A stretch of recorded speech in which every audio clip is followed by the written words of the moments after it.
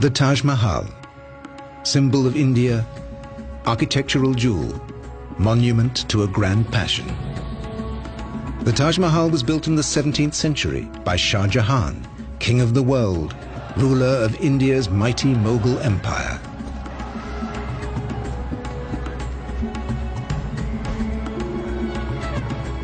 This great warrior king gave the world an architectural masterpiece of a kind it had never seen before.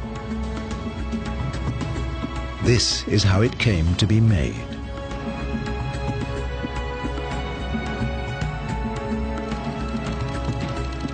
It's also the legend of his queen, the beautiful Mumtaz Mahal, and of their love, too perfect to survive. The chosen one of the palace will have her final resting place in the world's most beautiful building.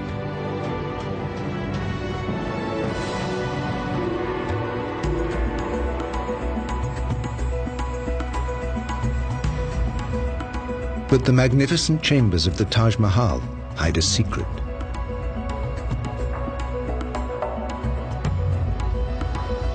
And Shah Jahan will pay a terrible price to complete his life's work at a turning point in India's history.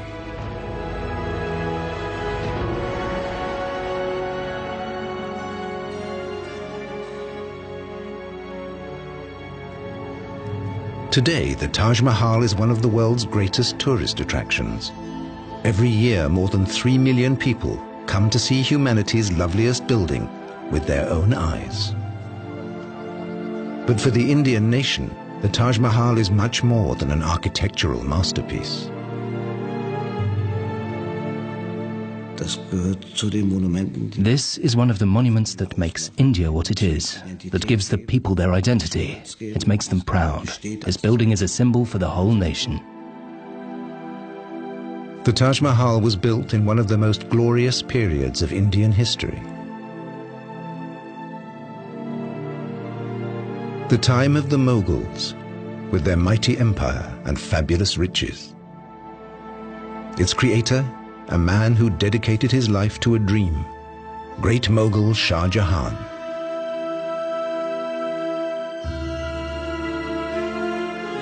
The building that emerged from his plans perfectly combines grace and scale, power and beauty. The Taj Mahal, crown of the palace. The inner sanctum of the Taj is a tomb. For Mumtaz Mahal, the love of Shah Jahan's life. In her memory, the great Mughal created this eternal love poem in stone. The building of the Taj commenced in 1632. An army of elephants began dragging construction materials to the Mughal capital.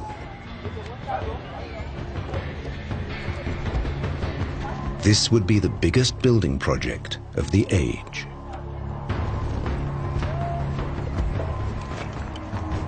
In a few short years, the shell of the Taj Mahal was complete, ready to be clad in flawless marble at colossal expense. The location of the Taj on the banks of the Yamuna River was a special challenge. Am Wasser hat man meistens keinen festen Baugrund. Sie müssen also sehen, dass Sie Close to water, you rarely find ground solid enough to build on. So you have to dig down until you hit hard, dry earth. They came up with a brilliant solution to this problem, one that's still used today in a slightly different form. They decided to build a well foundation. That was a revolutionary idea for those times. The great Mughals' engineers dig deep wells to below the water table. Then they fill them up with rocks and mortar. On this base, the master builders erect stone columns, linked together by massive arches. The result? A solid mountain of stone to support the foundation slab of the building. protecting the Taj from the currents of the Yamuna River forever. The Taj Mahal must always stand as a testament to the eternal power of love. It will be the legacy of Shah Jahan. Shah Jahan was the favorite son of the emperor, the Great Mughal, raised in a world of wealth and splendor. In the year 1607, he's granted a rare honor. On his lunar birthday, he's weighed in gold and precious stones. That doesn't mean he's been chosen to become the new Great Mughal. But there are high hopes for this young prince. And great dangers too. His own brothers are his deadliest rivals. The firstborn prince does not always become king. All the rulers' sons will fight to claim the throne, even to the death. The adulation of the crowds means nothing.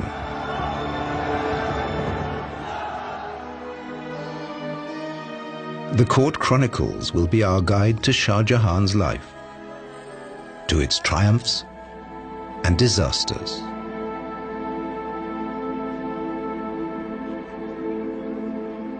The prince is given a child bride, an arranged marriage for political reasons. It could have been an empty contract. But this love will last for eternity.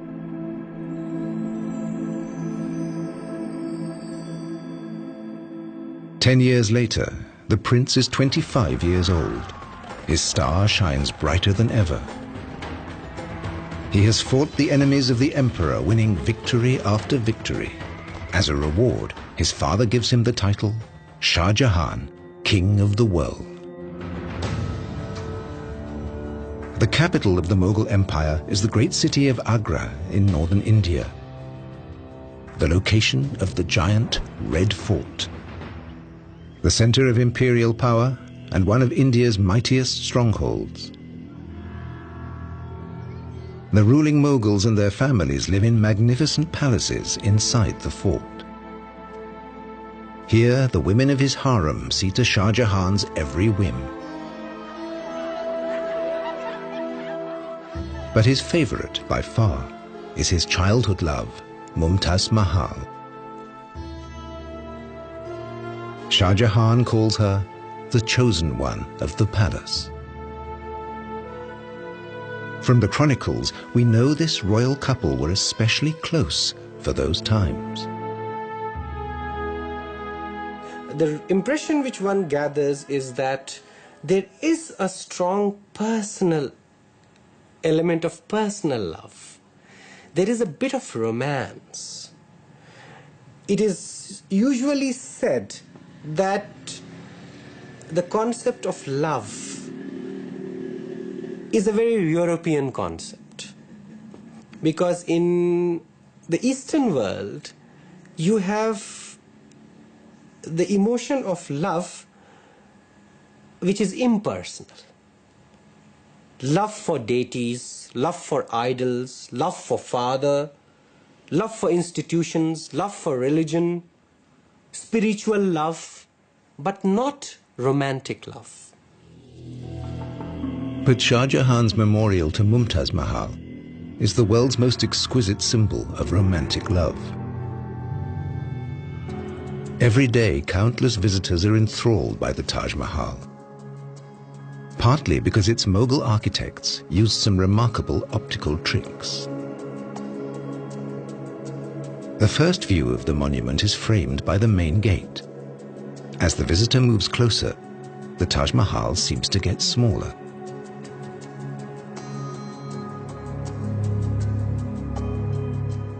It seems to grow bigger as you walk away.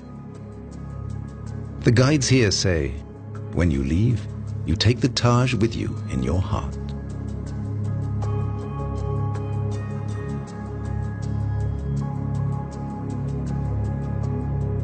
An optical trick went into the building of the minarets too. They lean slightly outwards.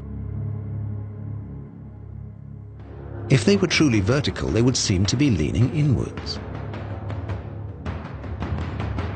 By leaning away from each other, they look perfectly upright. And that brings another advantage. In an earthquake, the minarets would collapse outwards, sparing the Taj and its mighty dome.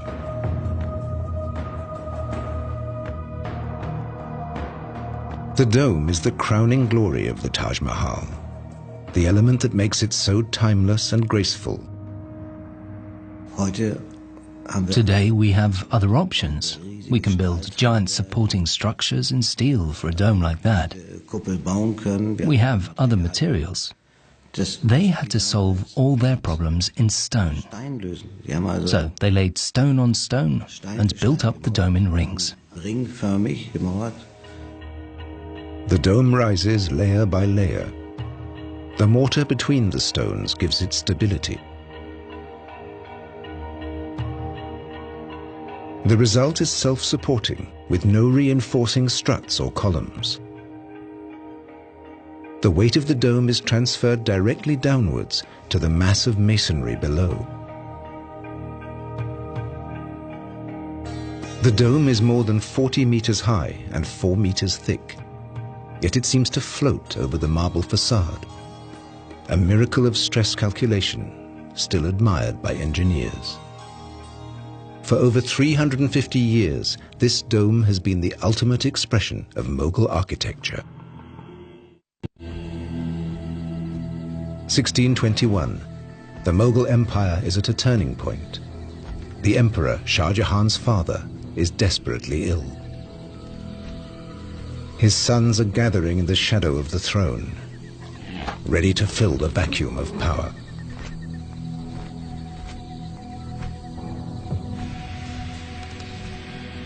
Shah Jahan knows that his moment has come.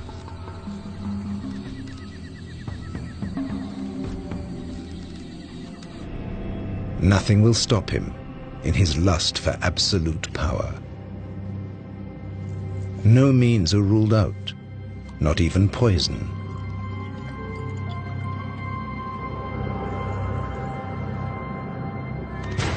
When the great Mughal finally dies, Shah Jahan has his rivals eliminated.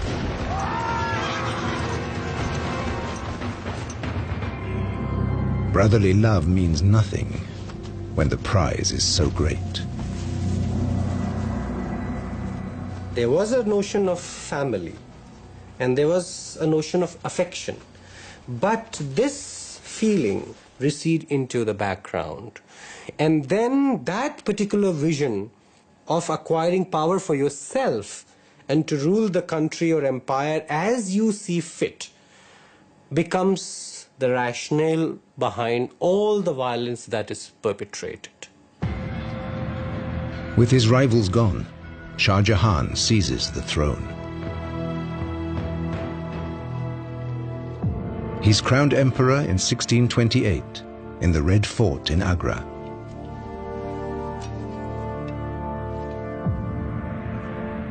Shah Jahan soon proves himself a wise and moderate ruler. He guides the empire to even greater prosperity.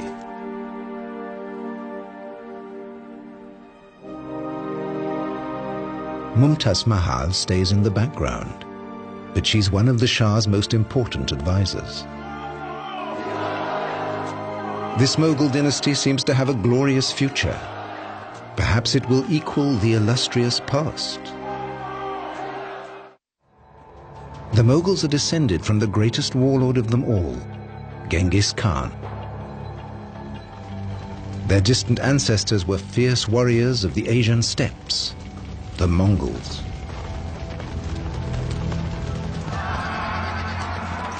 A mere 100 years before Shah Jahan's rise to power, the Mughals swept down from the north onto the plains of India.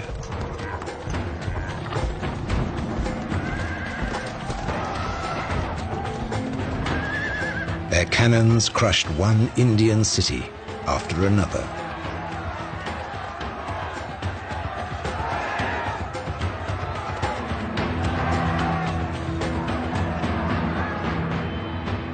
By the time of Shah Jahan, the Mughals control most of India.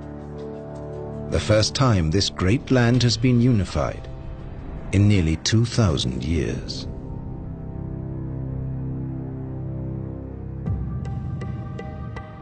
The Mughal rulers bring their faith with them, Islam. After Hinduism, Islam soon becomes India's second religion. But the invaders don't impose it on the people. They seek a balance between the cultures. The Mughal lords proclaim religious tolerance. More than 100 million people now see business and industry, science and art flourish. Artists at court portray their rulers as godlike beings.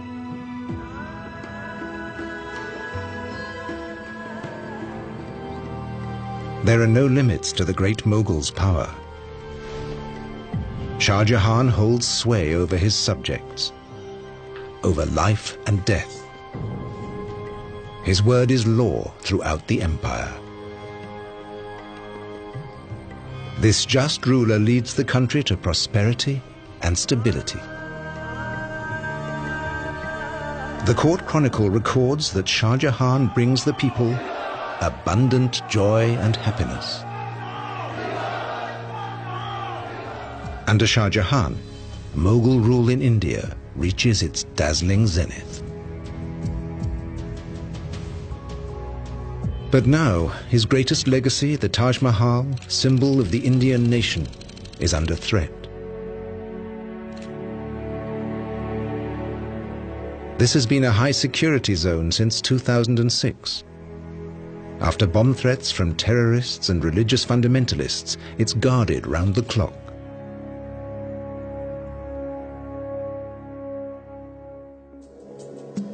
Access to the mausoleum is tightly controlled.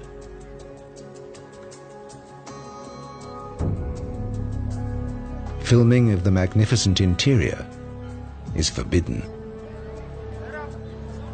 No one knows how long the Taj will need this kind of protection.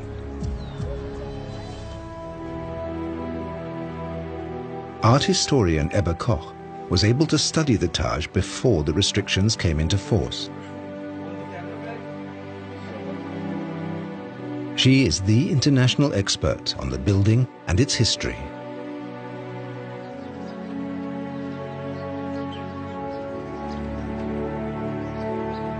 She has also decoded the religious symbolism of the monument.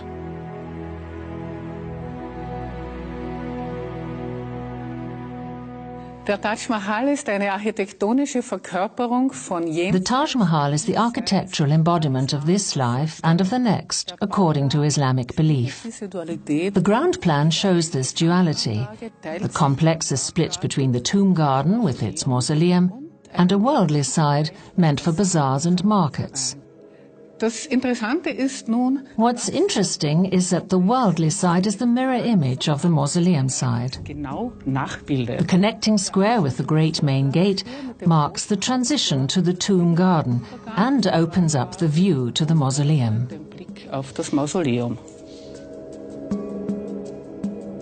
At the center of the mausoleum is the Holy of Holies, the most splendid room in the Taj Mahal, the final resting place of Shah Jahan's bride. Mumtaz Mahal, the chosen one of the palace, leads a luxurious life in the women's apartments of the Red Fort.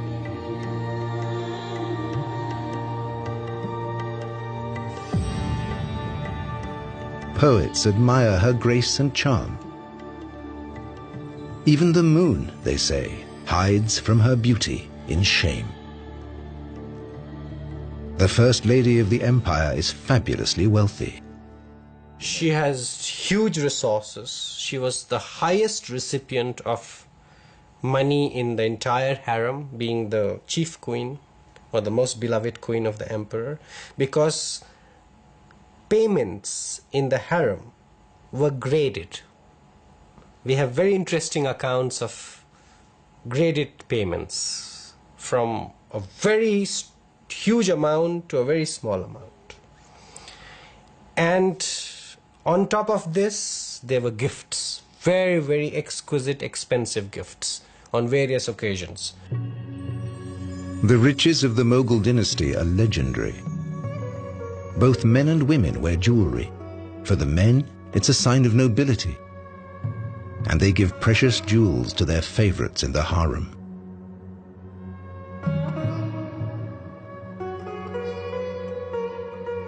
Its endless supply of gems makes India the treasure house of the world.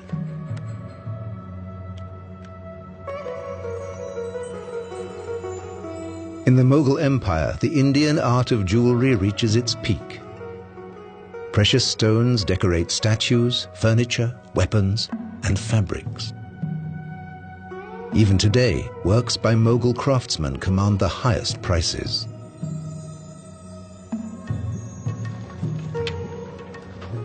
The same is true of India's textiles. Cotton has been woven here for more than 4,000 years. This is still a vital industry in India.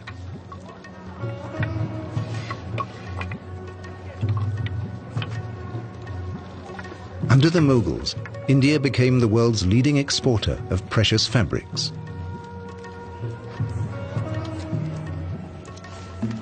The rulers, the great Mughal and his family, cashed in on the trade.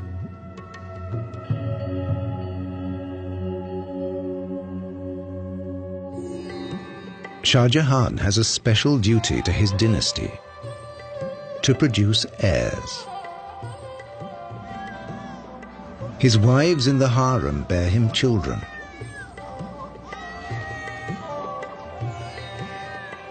But as the chronicles tell us, once they've done their duty, these women are his wives in name only.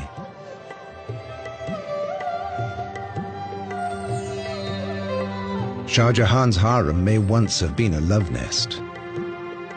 Soon it comes to resemble a nursery. The harem is not an informal, entirely informal space. It's a space with a certain protocol. It is a space with a certain hierarchy. It is a space with a whole set of rules and regulations. With the empire at peace, there's plenty of leisure time to fill.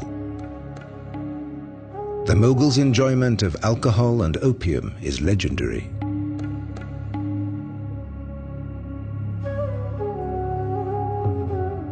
Shah Jahan and Mumtaz Mahal are together every possible moment, as the chronicles record.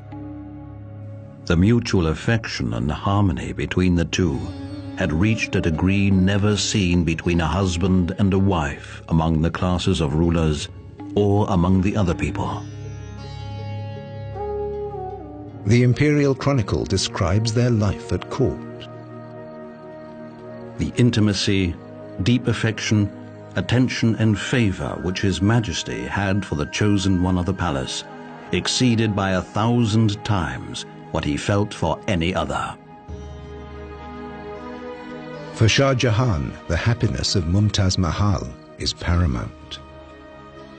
If you look at the wardrobe of the emperor, or if you look at his private chambers, if you look at the shelf which displays all the perfumes, ointments, oil, and a whole range of aphrodisiacs, then you would perhaps know that there is a lot of interest to develop into good lovers, to acquire emotions or to release emotions in a way that would revitalize them or rejuvenate them.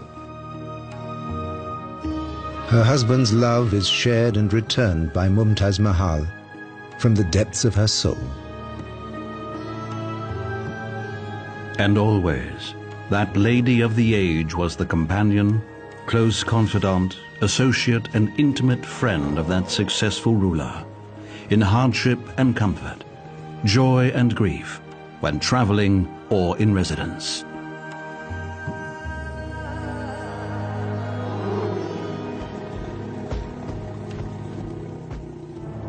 Fortune smiles on the king of the world, but not for long.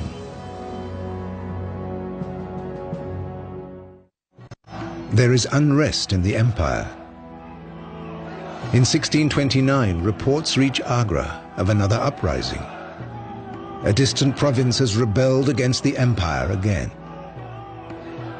This means war.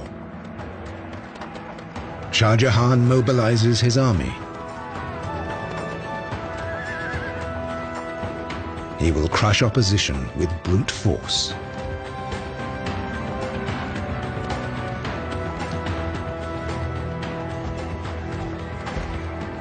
Day after day, week after week, the Mughal army blazes a trail across the Indian plains. Nearly 2 years of forced marches follow for Shah Jahan's soldiers. But nothing will tear Mumtaz Mahal from her husband's side.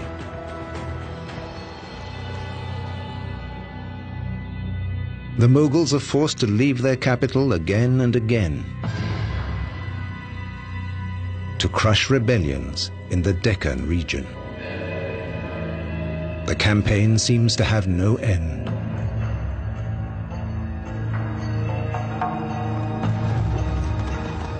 The great Mughal still puts his faith in his cannons, the latest superweapons imported from the Turkish Empire.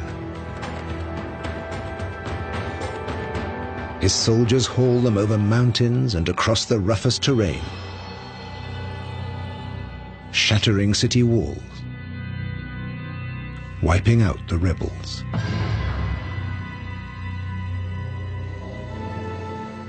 But his string of victories is interrupted by tragedy.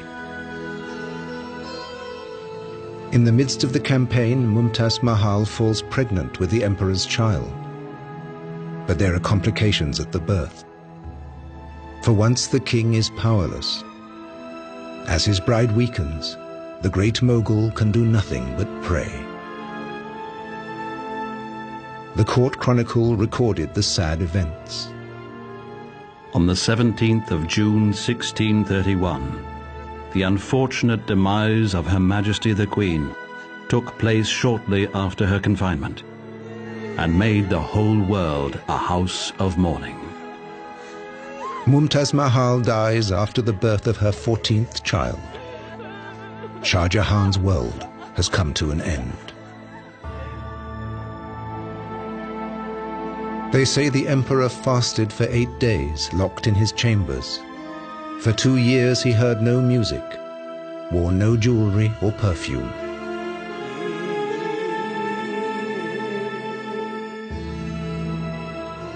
His hair and beard had turned grey.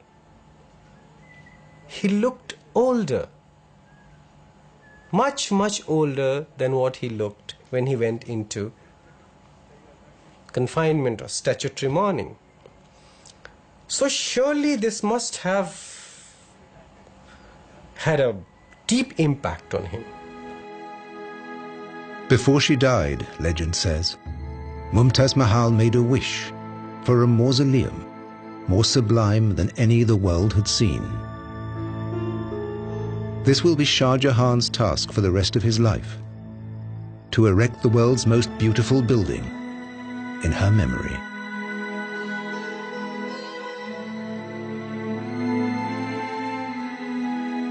The Taj Mahal stands in a long tradition of fabulous memorials in India.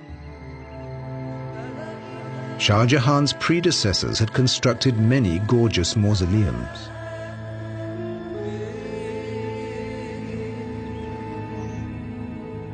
The Taj Mahal combines the very best elements of the memorials to Shah Jahan's forefathers. The tomb of his own father provides the model for the minarets. His great-grandfather's mausoleum had 4 corner turrets surrounding a central core. The 4 mighty portals are inspired by his grandfather's tomb.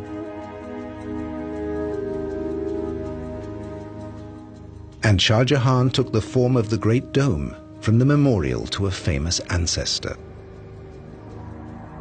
Different models, united in perfect harmony.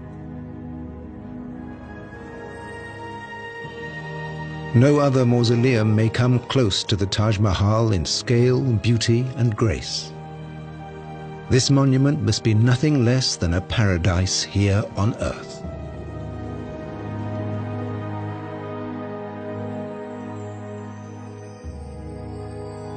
Symbolism carved in stone and marble. A heavenly memorial to the Queen of the world. Or as a poet described it, a teardrop on the cheek of time.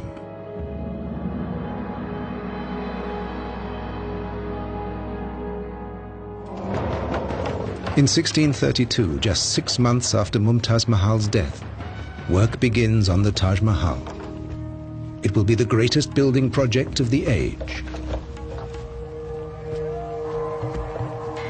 Some say that over 20,000 workers slaved on the building. A court chronicler captures the scene. And from all sides of the imperial territories were assembled troop after troop of skilled men, stonecutters, inlayers, and those who do carving in relief, each one an expert in his craft, who began work together with the other laborers. Millions of bricks are baked on the spot for the shell of the building. The Taj rises at record speed. But progress comes at a price. Day by day, this gigantic construction is draining the imperial treasury. But nothing matters to the great mogul. No expense is spared for this lavish project. Nothing must hold up the building work.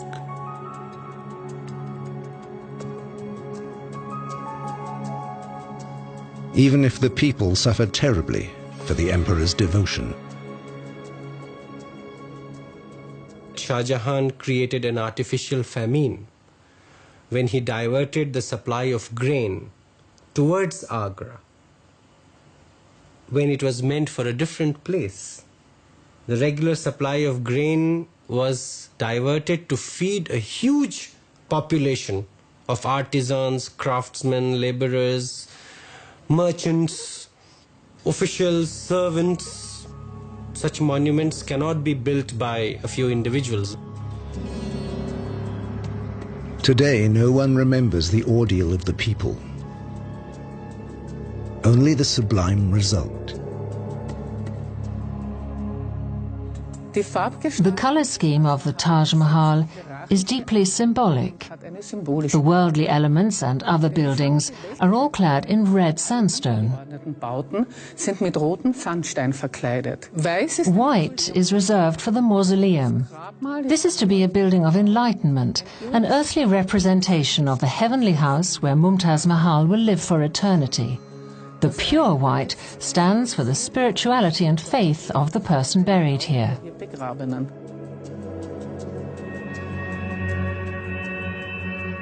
The white marble for the Taj Mahal comes from quarries at Makrana in Rajasthan, still in use today.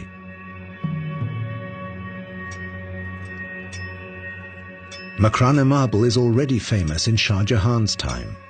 Hard, yet easy to work. It's prized for its fine detail and high polish. The great mogul has reserved Makrana marble for imperial buildings.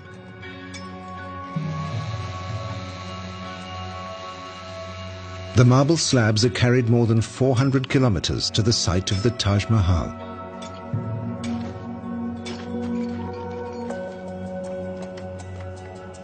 Construction consumes colossal amounts of this fabulous stone. With the skeleton of the building complete, the bricks disappear forever beneath the pure white facade.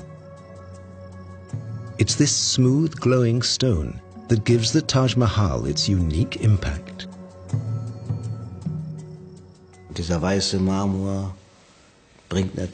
Of course, it's this white marble that gives it its beauty, its lightness, that sense of floating.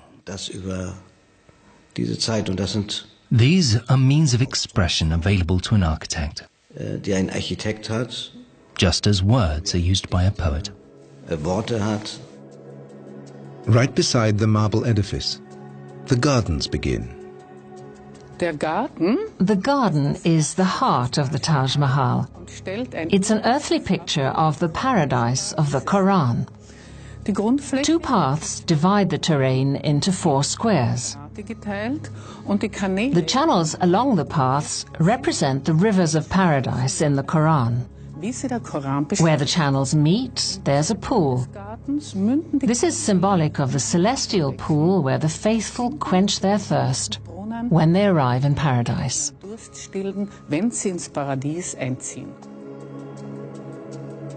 True to Mughal tradition, the mausoleum and garden form an indivisible unity. And the interior of the mausoleum itself is modeled after the 8 paradises of the Quran.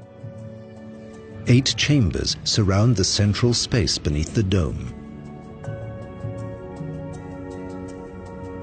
Mumtaz Mahal's coffin lies here.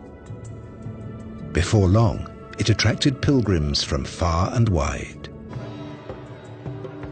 Even today, the graves of deeply pious Muslims attract thousands of pilgrims. The flowers on the graves recall the Prophet Muhammad.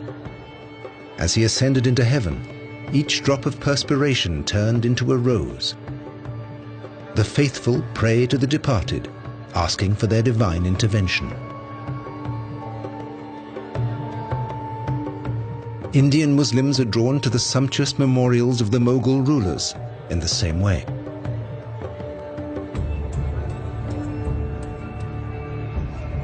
Orthodox Islam has no time for the worship of saints, but here in India, it's widely seen.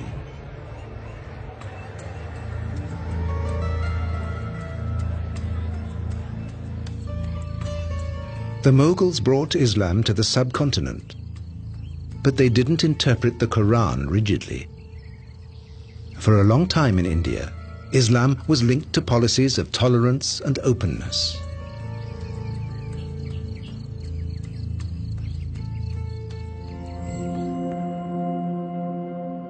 Under Shah Jahan, that tolerance and openness reaches far beyond India's borders.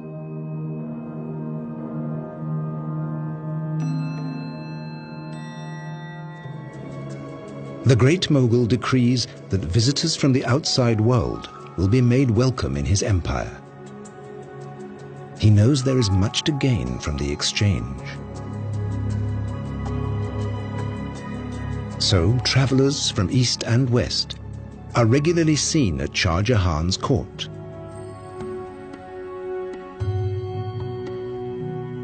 Europeans can easily be spotted by their exotic headgear. Both sides benefit from this transcontinental contact.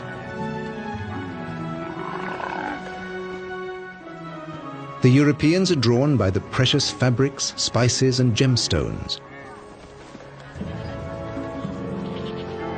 European merchants pay with silver and bring new ideas to the Mughal Empire.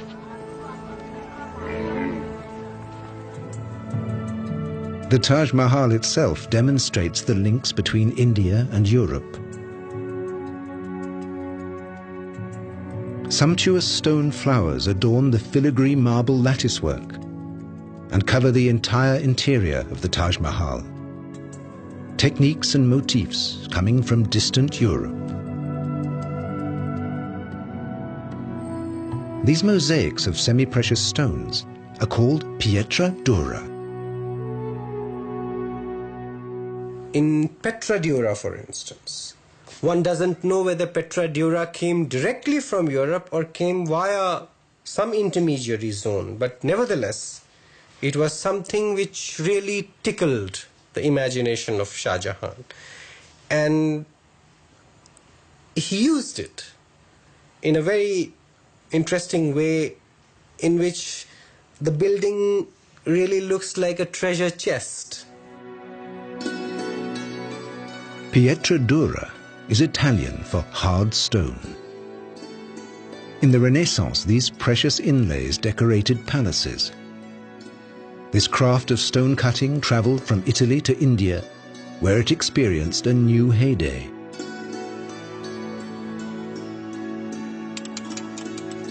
In the Pietra Dura workshops of India, the techniques haven't changed in hundreds of years. Many families have been doing this for 17 or 18 generations. These are the direct descendants of the craftsmen who worked on the Tajmhal.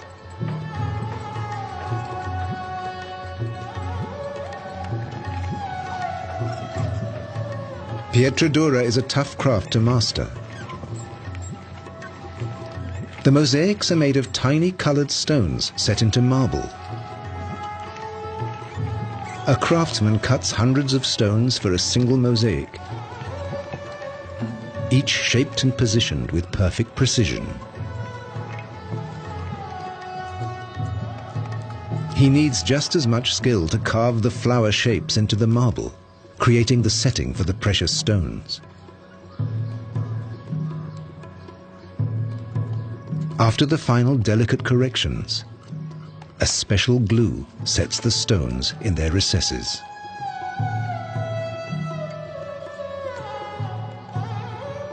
Painting in stone is one of the glories of Indian craftsmanship. But no chronicles record the names of the artists who decorated the Taj Mahal. One thing we tend to forget is the hard labor, sweat, suffering of artisans and ordinary craftsmen. Nobody knows anything about them. So the monument is a testimony as much to their existence and the skill which they possessed as it is of Shah Jahan's aesthetic embellishment. Through their work, the men who made the Taj Mahal live on.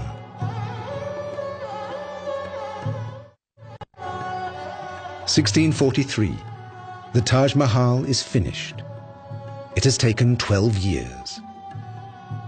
In spite of difficulties and obstacles, Shah Jahan has accomplished his dream. The chosen one of the palace rests in a shrine worthy of her name.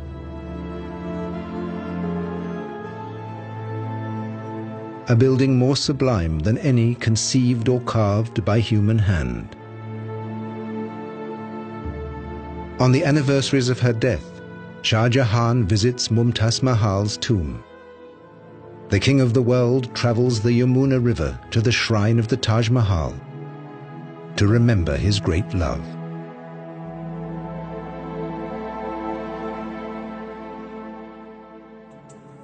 The Taj Mahal conceals a final mystery. The coffin seen in the mausoleum is only a cenotaph, an empty monument.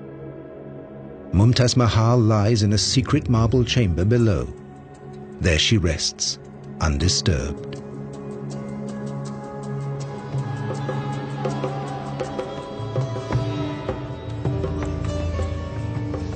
After finishing the Taj Mahal, Shah Jahan rules these lands for 20 more years. But his reign will see an inglorious end.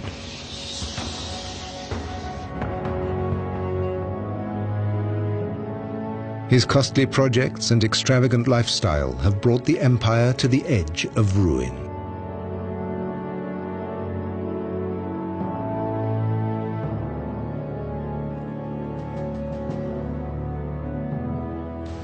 In 1658, the king of the world is toppled from the throne, deposed by his and Mumtaz's own son to save the empire from his extravagance. Shah Jahan, absolute ruler, great mogul for 30 years, is a prisoner.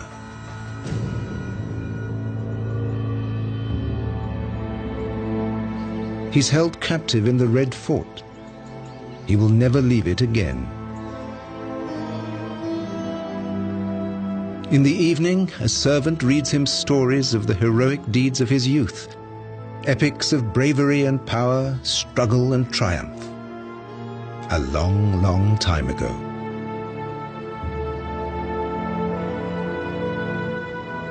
In Shah Jahan's decades of intelligent rule, the Mughal Empire reached its peak.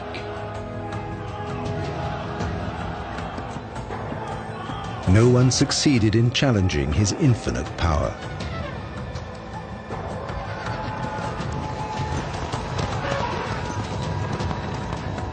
But the mightiest have furthest to fall.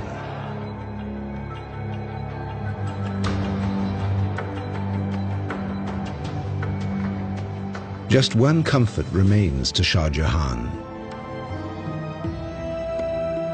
In the distance, from his prison window, he can see the gleaming monument of his beloved. He cannot forget his passion for the chosen one of the palace. Their happiness was mortal. Their love was for eternity.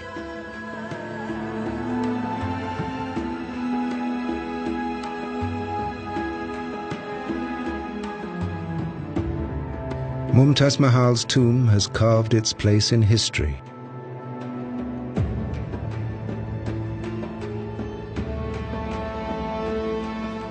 Shah Jahan will also find his last resting place here.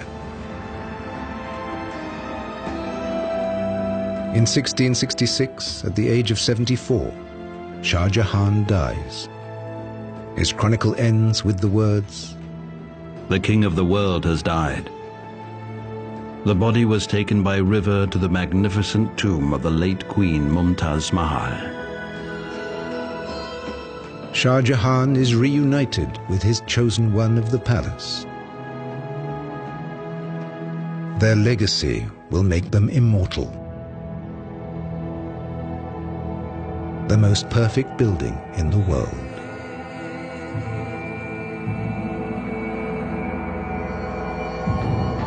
Don't miss Treasure Hunters Day from 9 AM till 8 PM tomorrow. Next on National Geographic Channel, Explorer 125 looks at new evidence from an Alcatraz breakout.